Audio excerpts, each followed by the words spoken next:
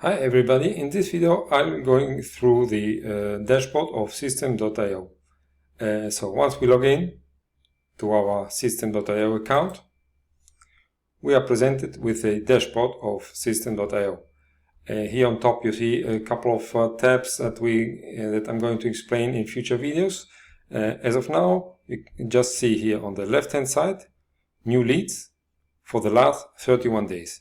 New leads means all the leads, basically the contact forms, the email addresses that you receive through your landing pages. Okay?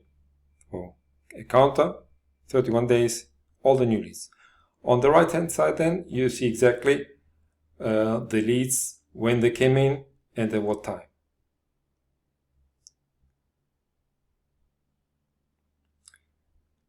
Lastly, if you go here and go to the affiliate dashboard, you have here you can see the commission you may earn through System.io, total earnings. And here on the affiliate page, the most important thing is here your affiliate ID that you can see here right here. You can copy it and then send affiliate to it to earn commission through System.io. Thanks for watching.